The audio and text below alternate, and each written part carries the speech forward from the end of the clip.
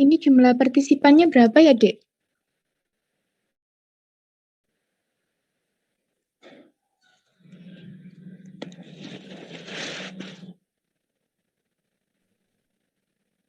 Kurang lebih 21 orang, Kak.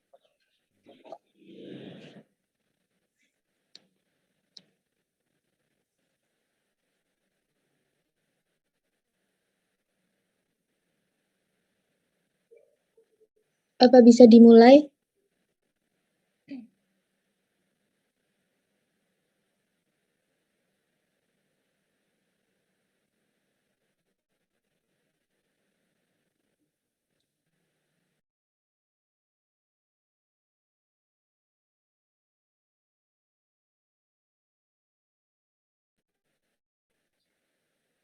Saya mulai ya. Assalamualaikum warahmatullahi wabarakatuh.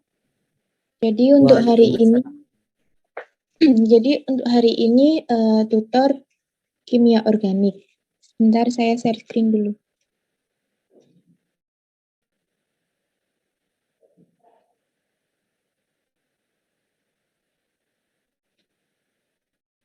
Bisa terlihat?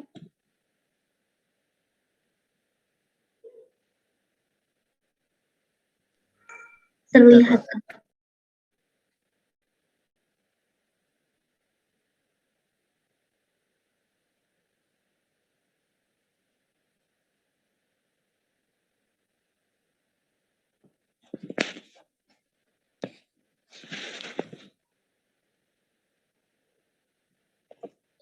Nah, itu ada soal, bisa dikerjakan dulu ya sebentar.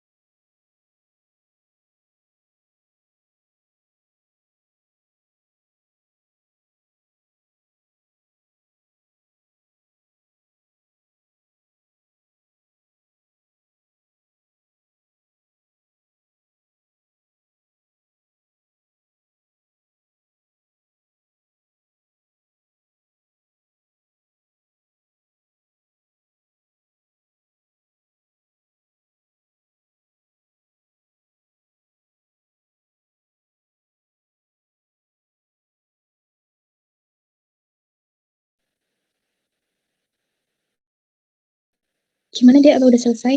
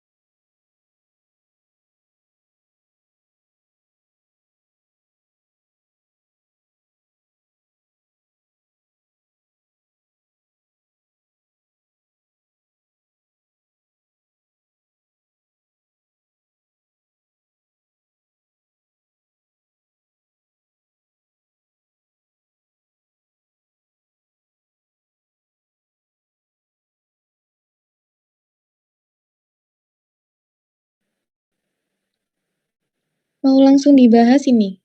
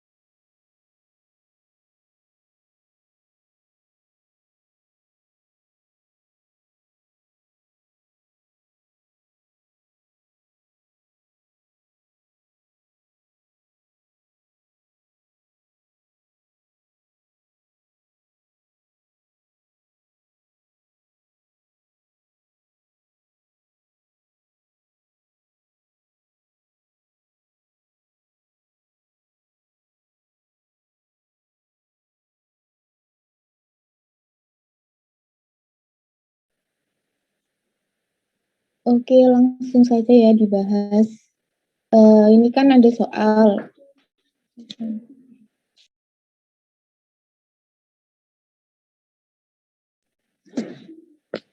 Soal tentang sifat fisik, di mana di sini ada soal berikan prediksi Anda tentang hal-hal berikut. Yaitu kita di sini disuruh mengurutkan keasaman dari senyawa CH3 COCOOH, CHO COOH, CH3OOC COOH, kemudian CH3 CH2 COOH, dan CH3 COOH.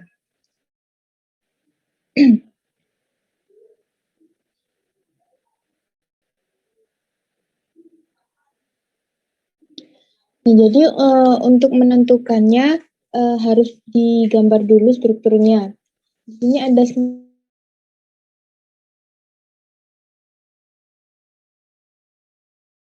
COOH. Nah, jadi yang akan kita analisis adalah senyawa yang terikat pada gugus COOH. Nah, bisa dilihat yang kursor saya kelihatan nggak kursornya? Lihat. Lihat, Mbak. Oke. Yang saya tunjuk di sini, ini kan ada gugus karbonil. Kemudian di sini juga ada karbonil, di sini ada karbonil, kemudian di sini ada alkil, dan ya di sini juga ada alkil. Kemudian dari karbonil dan juga alkil. Nah, kalian ingat nggak ada gugus penarik, ada gugus pendorong. Nah, karbonil itu sifatnya dia adalah salah satu gugus penarik elektron. apabila gugus penarik elektron, nah dia itu sifatnya karena elektronnya ditarik, maka kekuatan ikatan antara O sama H itu kan akan berkurang sehingga mudah melepaskan H+. Nah, kalau H plusnya mudah lepas, berarti kan dapat meningkatkan keasaman. Nah, pada prinsipnya untuk menentukan keasaman itu semakin kuat ikatan OH, maka keasamannya berkurang. Seperti itu. Jadi di sini karbonil dia gugus penarik elektron sehingga mudah melepaskan H+ dan dapat meningkatkan keasaman. Selanjutnya ada alkil. Alkil ini merupakan salah satu gugus pendorong. Nah, kalau gugus pendorong elektron, maka kekuatan ikatan O sama H karena elektronnya didorong ke arah sini, maka kan ikatan OH-nya semakin kuat. Ikatan antara O sama H sehingga sukar melepaskan H+, maka keasamannya berkurang. Nah, jadi dari situ menunjukkan bahwa gugus-gugus yang ada karbonilnya ini yang lebih asam daripada yang alkil. Nah, untuk selanjutnya, di sini kan karbonil ada 3 ya. Kita analisis lebih lanjut, bisa dilihat di sini ada COCH3. COCH3, kemudian di sini ada COH, kemudian di sini ada COMO atau COOCH3. Nah, untuk itu di sini, sebentar.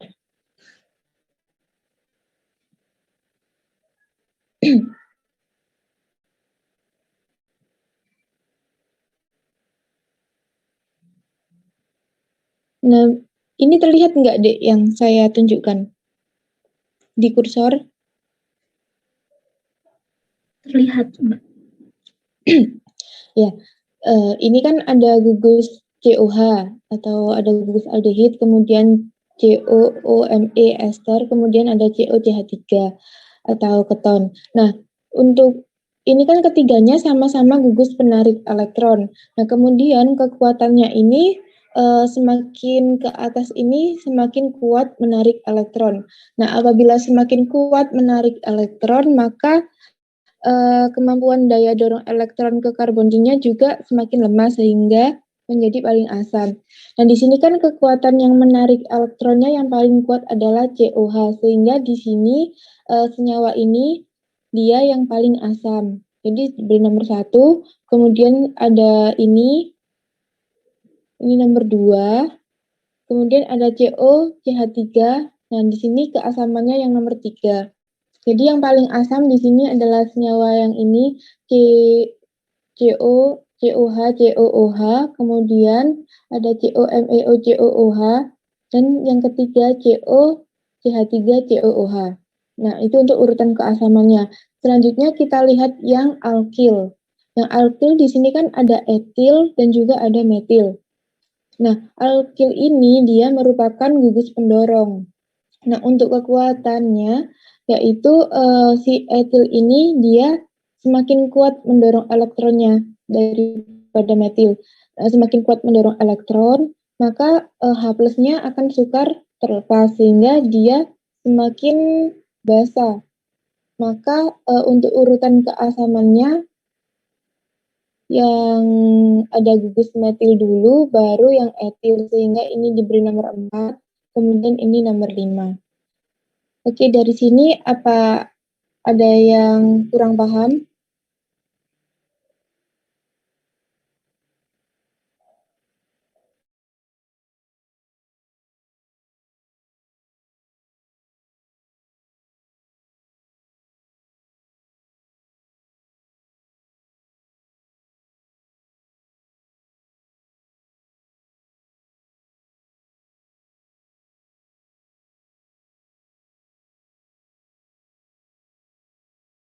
Bagaimana, Dek? Apa sudah mengerti semua?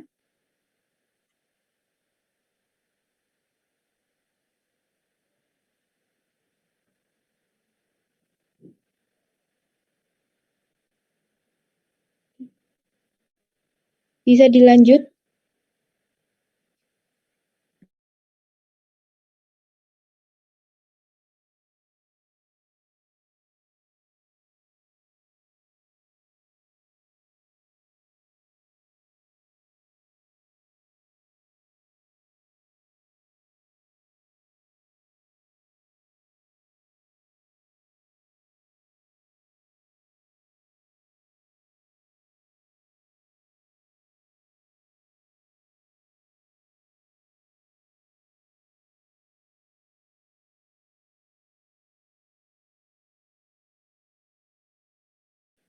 Ini ada pertanyaan, apakah semakin besar bobot molekul gugus pendorong atau penarik juga menentukan kuat dorongnya dan tarikannya?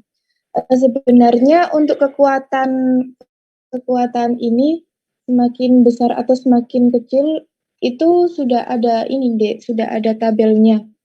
Bisa lihat bisa di Google atau di buku kimia organik, di situ udah dicantumkan semua mana yang gugus penarik elektron, mana yang gugus pendorong, kemudian mana yang semakin kuat, mana yang semakin lemah, seperti itu, Dek.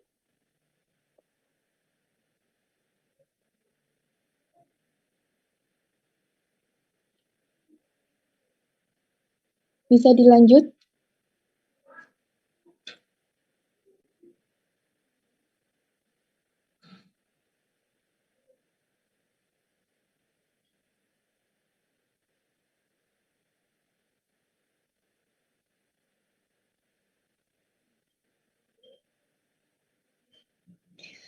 Saya kurang paham cara menggambar struktur yang ketiga.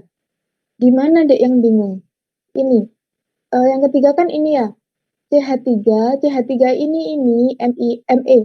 Jadi CH3O ini adalah MEO atau bisa dibilang metil oksida. Di mana yang bingung, Dek?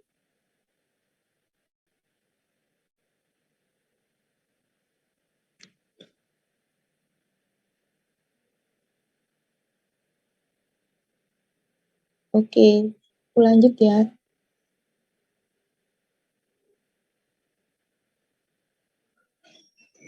Soal yang kedua yaitu urutan titik didih. Nah, ini mudah sih. Untuk urutan titik didih, ini kan biasanya dilihat dari strukturnya ya. Apalagi di sini kan ada OH, ada ikatan hidrogen. Nah, jadi mudah dilihat di mana ikatan hidrogen ini kan dapat meningkatkan titik didih ya. Untuk yang senyawa pertama ini kan CH3, CH2OH. Hidrogen bondingnya itu kemungkinan ada satu, kemudian ada CH3COOH, memiliki hidrogen bonding 2, kemudian ada CH3COH, ini dalam strukturnya dia tidak punya ikatan hidrogen. Kemudian yang senyawa ini dia memiliki hidrogen bonding 4. Selanjutnya yang senyawa ini memiliki hidrogen bonding 3. Jadi semakin banyak hidrogen bondingnya berarti dia titik didihnya yang paling tinggi. Jadi ini yang nomor 1, kemudian ini yang nomor 2, kemudian ini nomor 3, 4, sama 5. Apa bisa dipahami?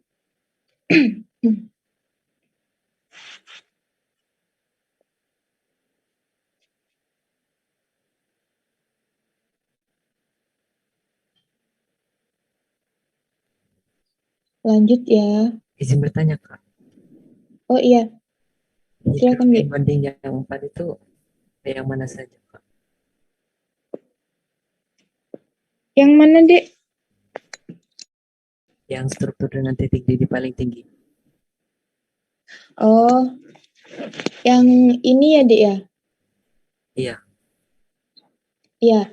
Kenapa hidrogen bondingnya itu 4? Nah, di sini kan OH, atau gini aja, saya carikan strukturnya.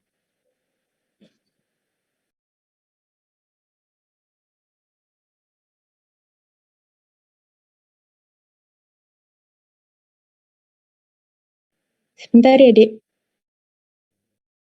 Baik, Kak.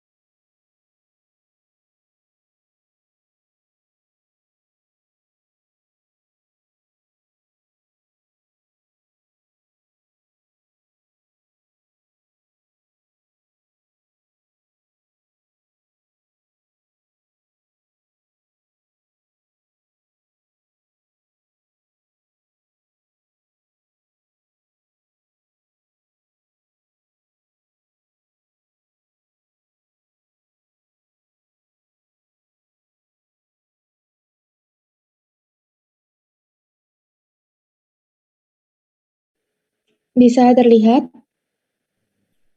Bisa, Kak. Oke, ini kan senyawa struktur dari senyawa karboksilat ya. Jadi dari senyawa karboksilat itu dia punya hidrogen bonding 2, di mana H yang di sini dia tuh dapat berikatan dengan O dari senyawa lain, misalnya senyawa asam karboksilat. Kemudian O yang di sini juga dapat berikatan dengan H. Nah, karena tadi yang di soalnya itu ada 2 asam karboksilat, maka hidrogen bondingnya 4. Bisa dipahami?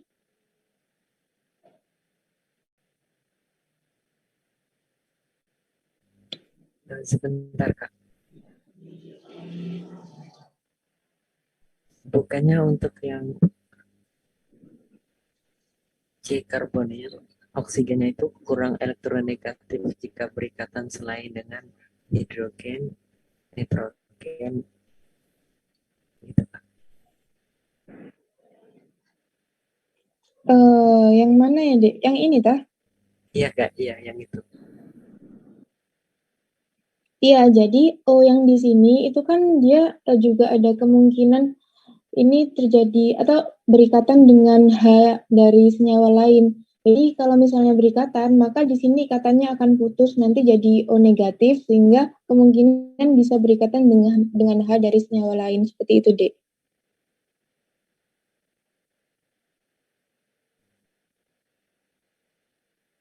Baik, Kak. Oke.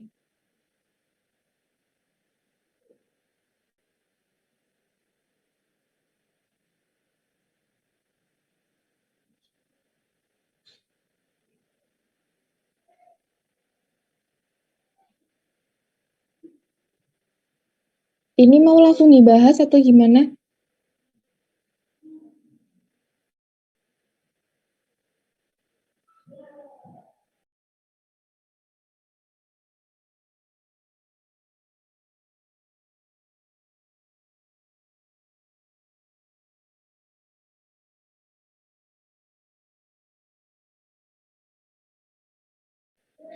Langsung dibahas aja ya, soalnya di sini ada tutor dari Mbak Faiza. Tuliskan struktur yang paling mungkin untuk senyawa berikut. Nah, kita amati di sini ada aldehid yang terikat di benzen. Kemudian ada reagen KMNO4. Seperti yang kita ketahui, reagen KMNO4 ini adalah reagen untuk oksidasi. Kemudian bagaimana struktur yang mungkin untuk A, B, C, D apabila nanti didapatkan produk itu seperti ini.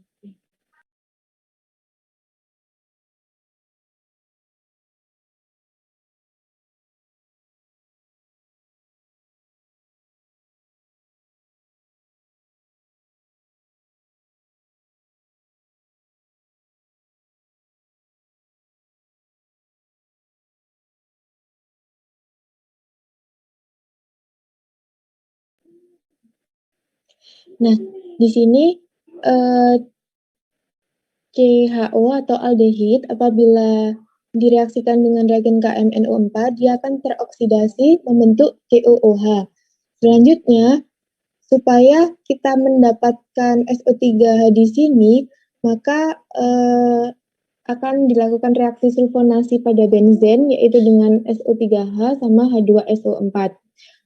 Untuk masalah SO3H-nya ini mengikat di mana bisa dilihat dari ini deh, COOH, dia kan salah satu gugus deaktivasi, di mana deaktivasi ini dia pengarah meta. Jadi COOH dia adalah pengarah meta. Kemudian kalau misalnya direaksikan dengan ini, maka SO3-nya akan terikat di meta dari COOH atau di sini. Kemudian apabila dialkilasi selanjutnya dengan CH3Cl, AlCl3, maka CH3-nya nanti bisa dilihat dari sini, dari COOH sama SO3H-nya. Dia akan terikat di mana? Kan COOH tadi pengarah meta, jadi kemungkinan si CH3 akan masuk di sini. Kemudian SO3H bisa dilihat di sini, dia juga pengarah meta, maka CH3-nya nanti akan terikat di sini. Seperti itu. Apa ada yang ingin ditanyakan dulu dari sini?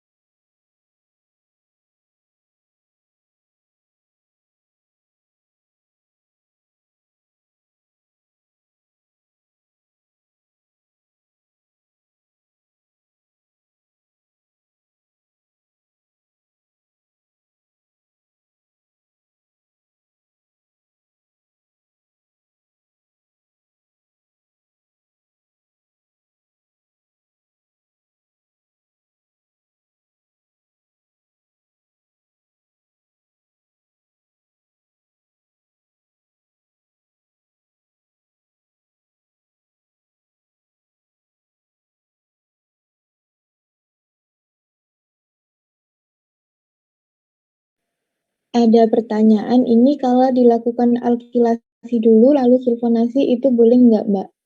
Sebenarnya boleh, tapi kan kita lihat dulu, tadi kan di soalnya yang diminta adalah produknya seperti ini ya kan. Kalau misalnya disulfonasi dulu, kalau misalnya dialkilasi dulu, maka setelah ini kemudian dialkilasi, CH3-nya kan masuk di sebelah sini. CH3 masuk di sebelah sini. Kemudian CH3 sendiri kita lihat di sini alkil dia adalah pengarah ortopara. Pengarah ortopara maka nanti kalau misalnya CH3-nya pengarah ortopara, jadi kemungkinan produk yang terbentuk si SO3-nya nanti tidak akan terikat di situ gitu, Dek. Paham nggak maksudnya?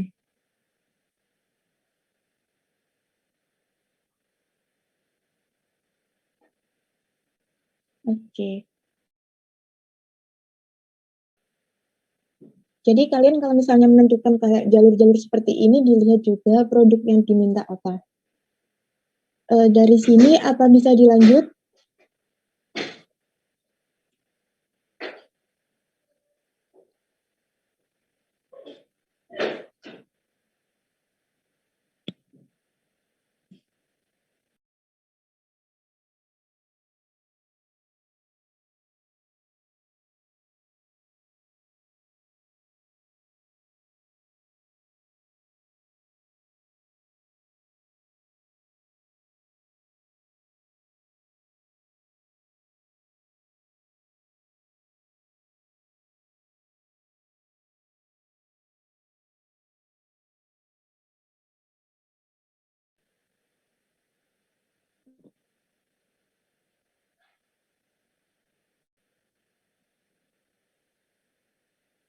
Untuk tutor selanjutnya akan dilanjutkan sama Mbak Faiza ya.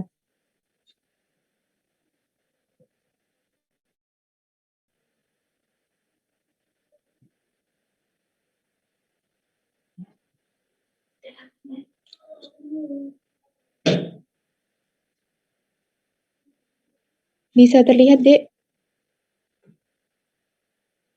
Terlihat, Mbak. Silakan Faiza.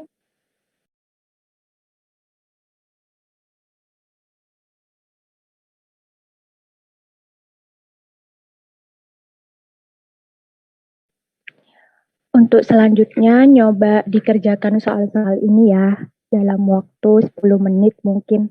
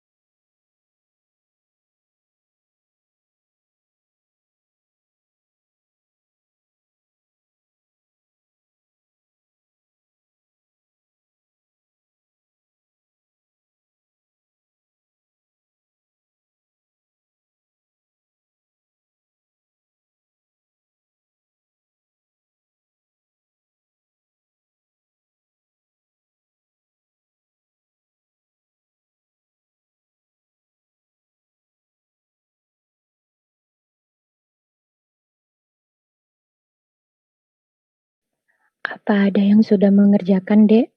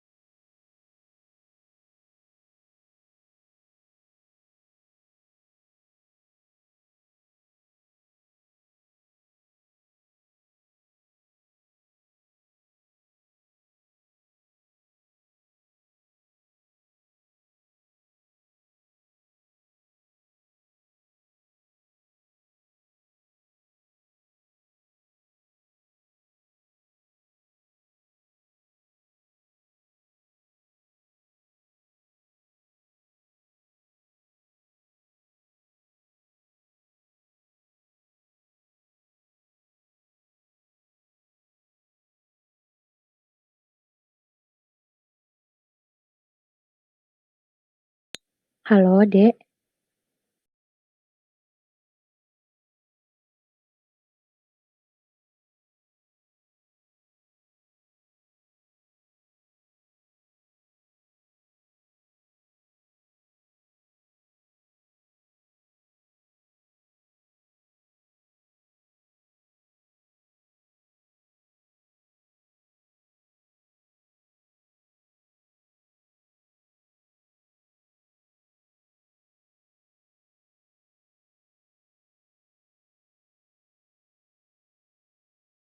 Iya, gimana, Dek? Apa sudah ada yang bisa mengerjakan?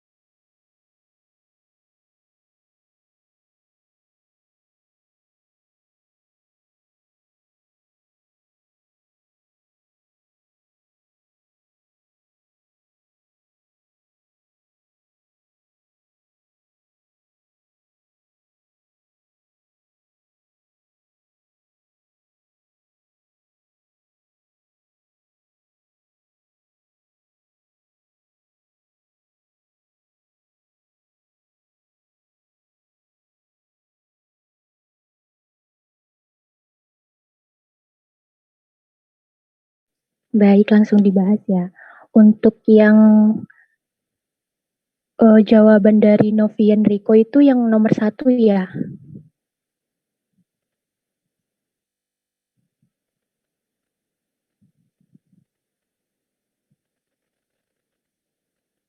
Iya, jawabannya itu benar ya.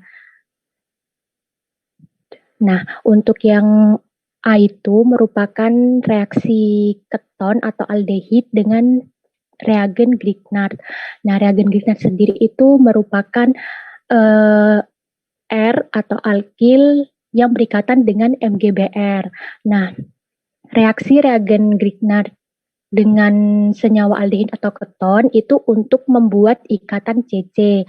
Yang kita tahu bahwa senyawa keton atau aldehid itu memiliki C-karbonil. C-karbonil ini kan bermuatan positif ya. Jadi kalau mau membuat ikatan CC itu C yang akan berikatan dengan C-karbonil ini harus dibuat negatif. Nah, dengan adanya MgBr ini membuat C yang berikatan dengan MgBr ini negatif sehingga nanti bisa bereaksi atau menyerang C-karbonil ini. Nah, ini ada C yang karbonil ini. kemudian berikatan dengan C yang di sini. Dan untuk hasil atau produk dari reaksi reagen Grignard dengan aldehid atau keton itu adalah alkohol ya. Diingat-ingat alkohol untuk membuat ikatan CC baru pada C karbonil.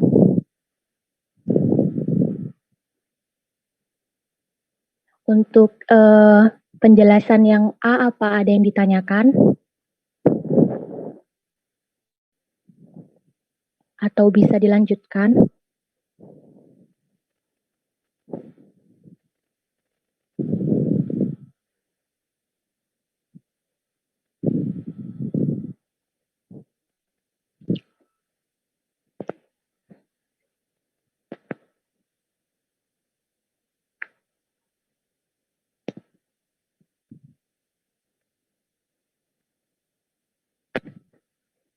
Selanjutnya untuk yang B. Nah, untuk yang B ini di sini kan gugus fungsinya ada keton atau cikarbonil. Nah, direaksikan dengan gugus fungsi ini. Ada NH2 di sini. Nah, NH2 ini kan merupakan amina. Amina sendiri itu ada amina primer, ada amina sekunder, dan amina tersier.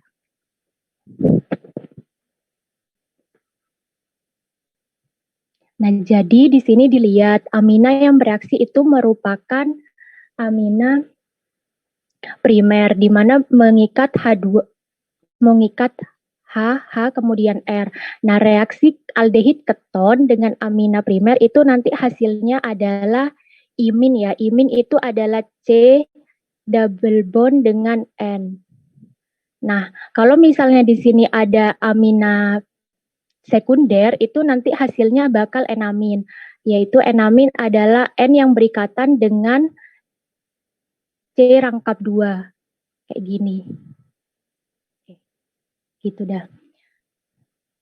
Jadi dilihat dari aminanya itu amina primer dan amina sekunder. Untuk amina tersier sendiri itu tidak bisa bereaksi dengan aldehid keton karena pada reaksi amina dengan aldehid keton itu nanti ada transfer proton. Nah, sedangkan amina tersier itu tidak memiliki proton.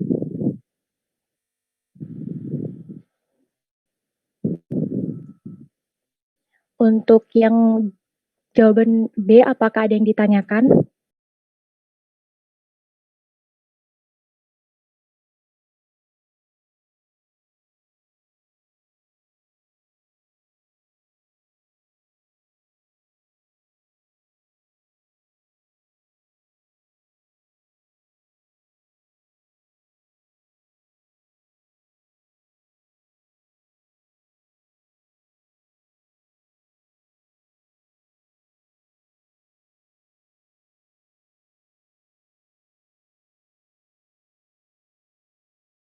Untuk yang lain gimana, Pak Kacu? Bisa dicukupkan juga?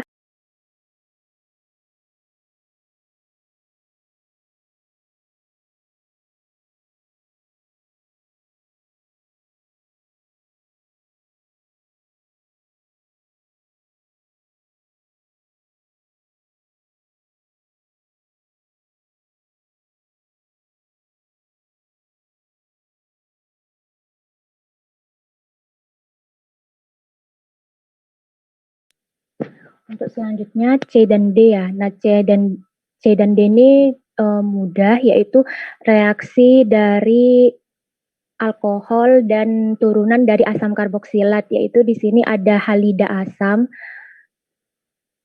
untuk mendapatkan senyawa ester atau esterifikasi.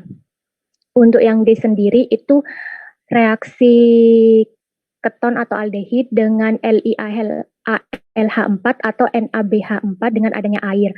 Nah, untuk LiALH4 ini yang kita tahu merupakan agen pereduksi, sehingga aldehid atau keton ketika direduksi itu hasilnya akan menjadi alkohol.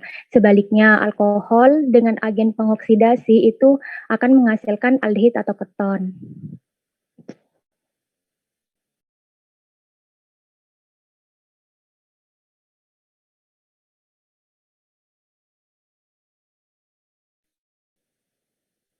Apakah ada yang ditanyakan atau bisa dilanjutkan ke soal berikutnya?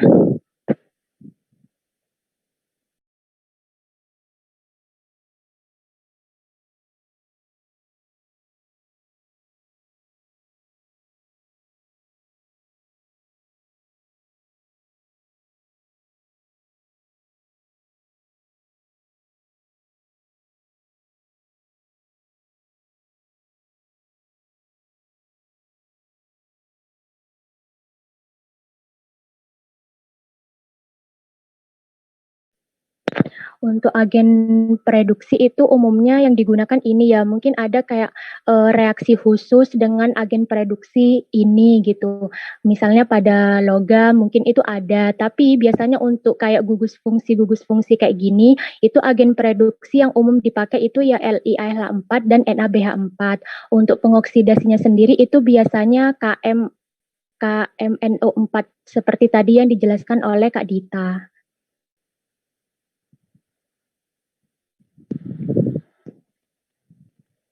Baik, untuk yang lain apakah ada yang ditanyakan?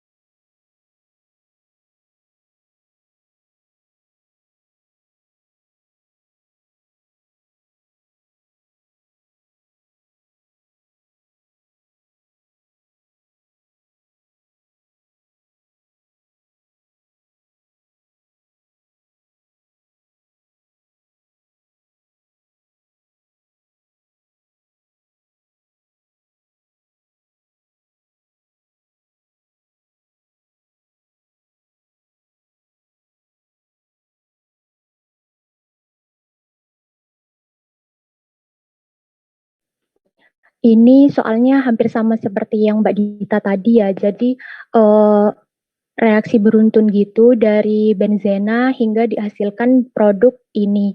Jadi di sini bisa dilengkapi A-nya apa, B-nya apa, C-nya apa, D-nya apa.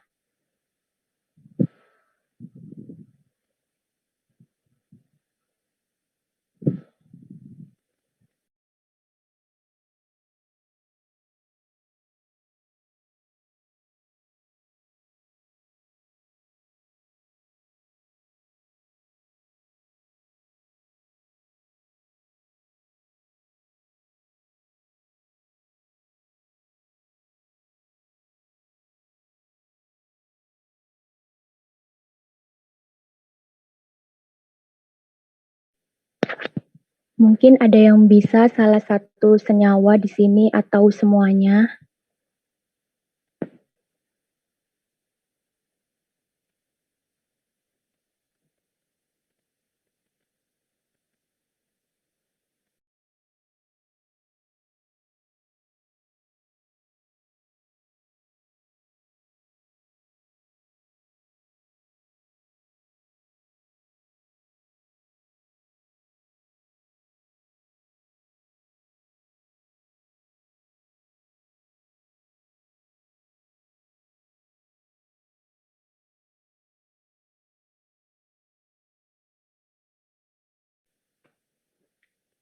Iya betul, klorobenzena. Untuk penempatan kloronya disesuaikan dengan produk akhir atau produk setelahnya aja ya. Kan sebenarnya kan bisa di sini, di sini, di sini.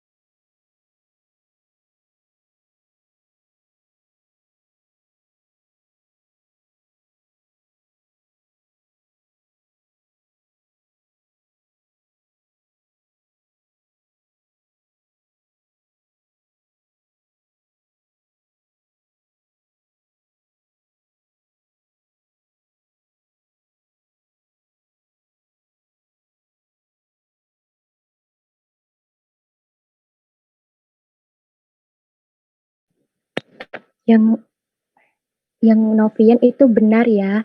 Yang pertama reaksinya itu dengan Cl2 dan FeCl3. Di sini Cl2 dengan adanya katalis FeCl3 itu membuat salah satu Cl bermuatan positif sehingga bisa bereaksi dengan benzena. Benzena kan reaksinya sendiri itu substitusi elektrofilik atau pergantian elektrofil atau penggantian hidrogen yang ada di benzena sendiri. Nah, untuk selanjutnya, untuk mendapatkan NO2 itu melalui reaksi nitrasi. Reagen nitrasi pada reaksi benzena itu ini diingat-ingat ya, yaitu adalah HNO3 dengan katalisisnya itu H2SO4 dengan bantuan H2SO4. Kemudian untuk mendapatkan senyawa ini dan ini itu dilihat dari produk akhirnya. Nah, produk akhirnya itu kan ada NH-nya di sini. Ada aminanya gitu kan. Nah, berarti gimana caranya NO2 ini diubah menjadi amina. Nah, di sini ada reagen khususnya juga, yaitu ada H2 sama PD ini. Nah, kemudian ketika sudah mendapatkan NH2 ini kemudian bisa direaksikan dengan ini. Maka bisa menghasilkan senyawa ini. Jadi untuk mendapatkan kayak senyawa-senyawa sebelumnya itu bisa dilihat dari produk setelahnya atau produk akhirnya itu yang mau diminta itu seperti apa. Nah, Cl sendiri kan ini pengarah ortopara ya.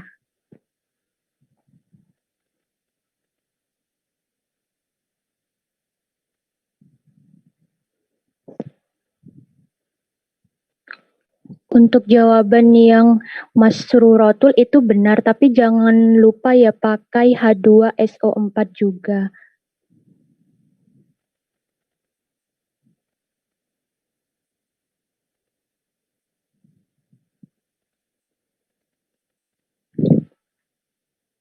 Apakah ada yang ditanyakan?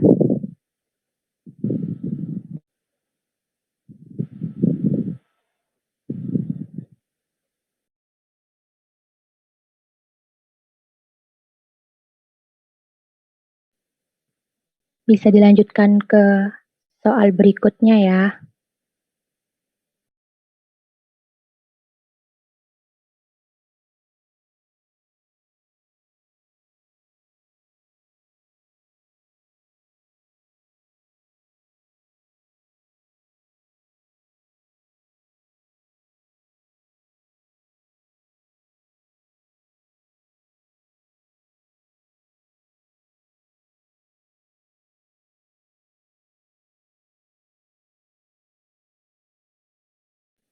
Ini soal yang ketiga, jadi disuruh buat jalur sintesis yang mungkin untuk membentuk produk ini dari senyawa benzena. Jadi bisa pakai analisis dulu.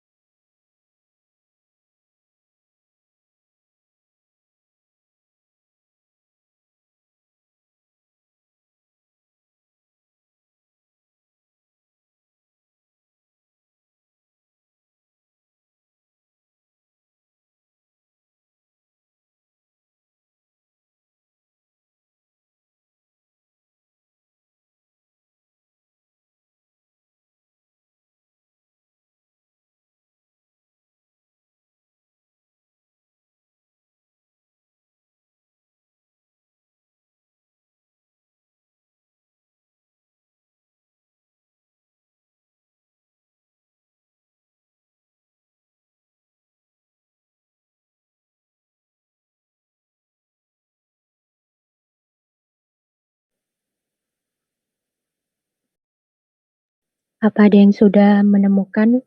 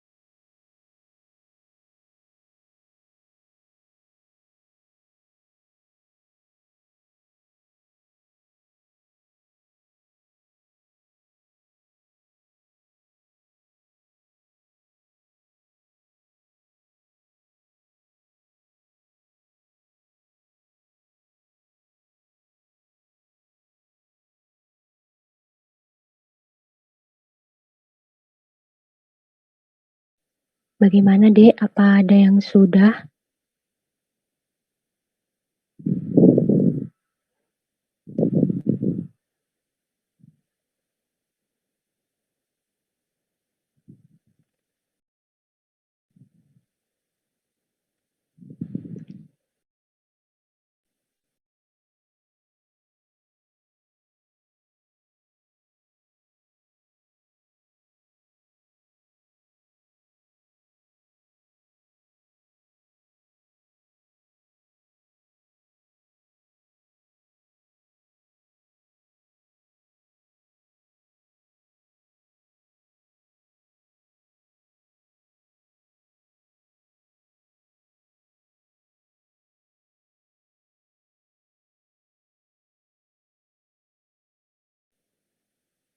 Gugus keton mana ya? Ini, Dek.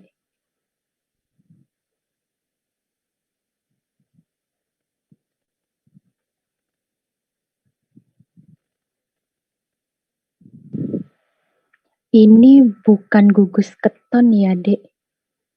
Ini tuh kan O, terus di sini ada R, di sini itu Cl. Kalau keton kan O, di sini C karbonil, R dan R. Ini itu turunan dari asam karboksilat, yaitu halida asam. Kak izin bertanya. Iya, Kalau dari COOH diubah jadi COCl bisa Kak? COOH diubah menjadi ini, COCl ini. Ya. Iya bisa. Tinggal dapat. Tinggal tahap terakhirnya. Oh iya.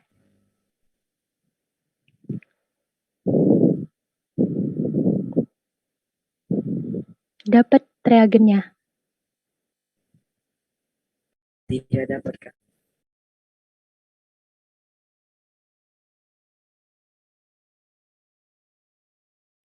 Jadi kalau mengerjakan organik itu harus teliti ya, jangan sampai ketipu gugus fungsinya gitu.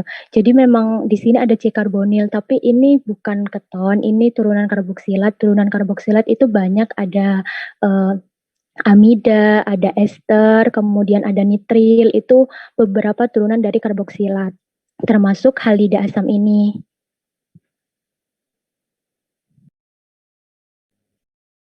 Reagennya apa, Kak? Reagen apa? Yang mana? Yang tadi saya tanyakan COH. Oh, itu SOCl2. Baik, Kak. Terima kasih. Untuk yang lain bagaimana?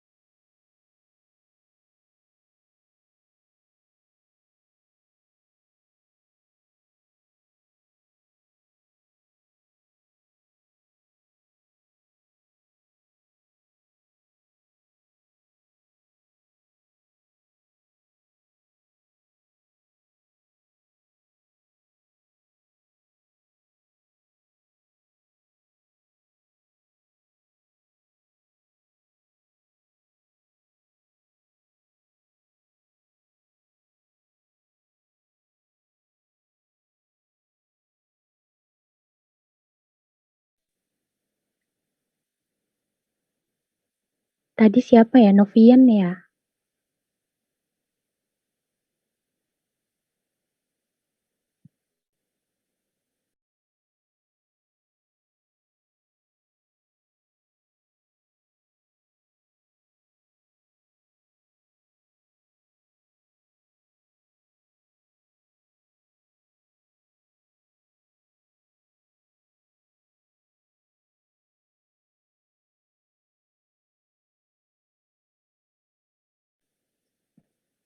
Bagaimana? Apa langsung dibahas?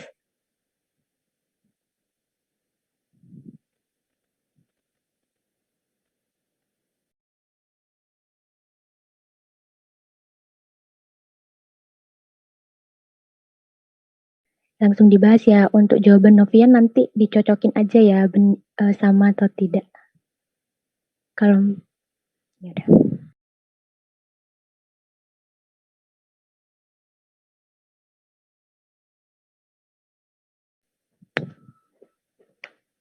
Nah, ini caranya itu pakai analisis keatasan. Produknya kan ini kan. Nah, di sini dianalisis dulu ada substituen NO2 atau nitro dan ada halida asam. Nah, ini itu biasanya O rangkap C, terus di sini ada R, di sini ada Cl gitu dah. Nah, kemudian setelah dianalisis NO2 sendiri ini kan yang tadi kan dijelaskan sama Mbak Dita sudah pengarah meta, orto. Nah, NO2 ini pengarah meta. Jadi kalau misalnya dari benzena direaksikan dengan NO2 berarti untuk mendapatkan produk yang posisi para itu gak akan terjadi. Maka dari benzena tidak bisa direaksikan dengan nitro dulu. Berarti kita harus cari senyawa apa yang pengarah orto atau para. Nah, di sini ada RClO atau turunan asam karboksilat sendiri. Nah, sintesis halida asam sendiri itu bisa dari asam karboksilat. Itu nanti ada reagen khususnya juga, yaitu ada SOCl2. Gini, nah ini. Nah, kemudian setelah itu dianalisis lagi, COOH ini pengarah orto atau para. Nah, ternyata COOH itu juga pengarah dari meta. Jadi dari benzena kemudian langsung direaksikan dengan karboksilat gitu ya. Untuk produk ini tidak akan terbentuk berarti. Karena nanti kalau misalnya direaksikan dengan NO2 berarti posisinya itu juga meta. Di sini kalau dari NO2 dulu berarti posisinya juga meta di sini. Berarti posisi para tidak akan terbentuk. Nah, selanjutnya kita cari di COOH itu posisi para itu apa saja gugusnya. Gugusnya ada CH3, kemudian ada OH kalau nggak salah. Kemudian ada NH2 kalau nggak salah, dan lain-lain. Nah, dari pengarah para ini kita analisis mana yang paling mudah direaksikan, paling cepat gitu kan. Nah, kalau misalnya dari OH ini, fenol itu reaksinya lama. Jadi dari fenol kemudian dibuat benzena, kemudian dibuat ke senyawa lain gitu baru bisa menghasilkan asam karboksilat. Nah, di sini yang paling cepat itu adalah CH3. Nah, CH3 ini bisa dibuat karboksilat dengan reagen pengoksidasi ini. Nah, ini kan reagen pengoksidasi biasanya kalau digugus fungsi itu umumnya reagen pengoksidasinya itu memang KMNO4. Kalau reagen produksinya tadi NABH4. Nah, kemudian CH3 ini kan sudah pengarah orto atau para kan. Nah, berarti reaksi pertama itu ada dari benzena, kemudian nanti direaksikan dengan CH3 biar dapat pengarah orto para. Karena kan produknya yang dimau kan posisinya para. Kalau NO2 itu meta, jadi nggak bisa terbentuk. Nah, dengan reaksi di sini ada reaksi Friedel-Crafts, reaksi dari benzena sendiri. Ada alkilasi Friedel-Crafts, ada asilasi Friedel-Crafts. Kalau alkilasi Friedel-Crafts itu untuk membentuk senyawa alkil kayak gini. Kalau asilasi sendiri itu produk akhirnya nanti keton. Nah, setelah direaksikan dengan CH3Cl ini dengan katalisis AlCl3, maka didapatkan senyawa kayak gini kan. Nah, kemudian reaksi nitrasi. Ini juga tadi sudah, ini juga reagen khusus untuk reaksi nitrasi dan hasilnya itu adalah nitro kan. Nah, CH3 pengarah orto para karena produk yang diminta itu para berarti posisinya di sini, di para. Kalau orto kan di sini. Nah, kemudian CH3-nya diubah ke COOH seperti tadi. Sebenarnya bisa dari OH2, NH2, tapi yang CH3 ini yang lebih cepat, lebih mudah gitu. Dengan melalui reaksi oksidasi dengan reagen KMNO4. Nah, terbentuk dah tuh COOH. Setelah itu COOH ini direaksikan dengan SOCl2 untuk membentuk halida asam di sini.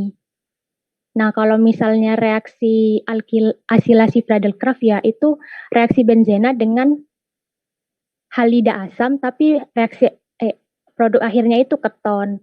Jadi kayak gini. Nah, gini di sini benzena. Apakah ada yang ditanyakan atau gimana?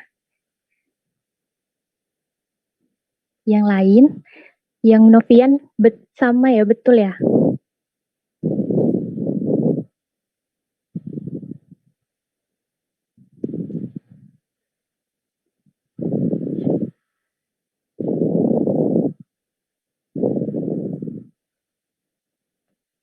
Untuk yang lain bagaimana? Mungkin ada yang ditanyakan.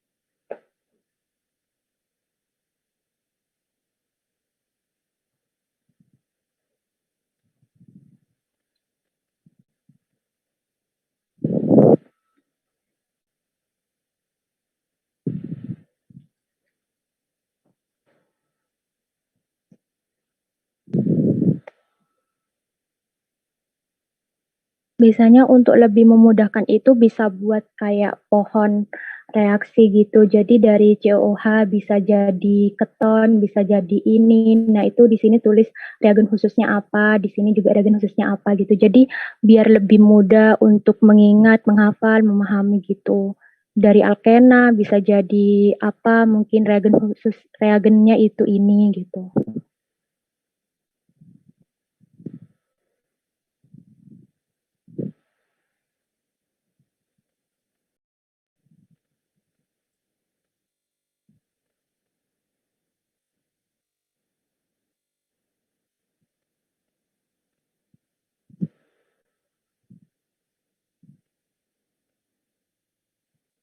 Bagaimana yang lain?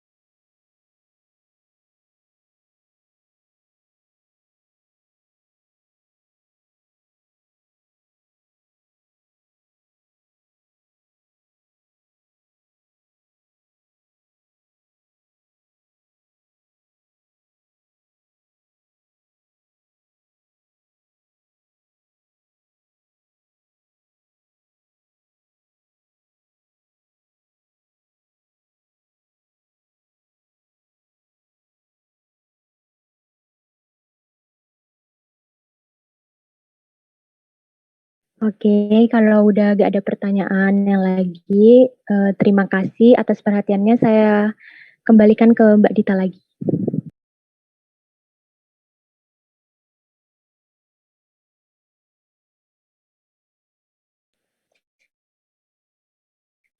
Oke, terima kasih Mbak Faiza.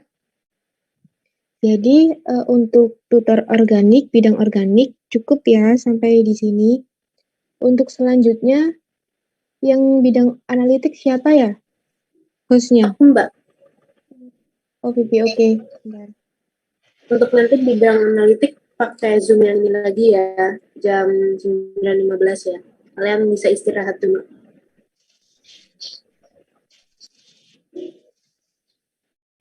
Baik, Kak. Aku izin live dulu ya. Iya, Mbak. Oke, semangat. Ya, Mbak. Terima kasih.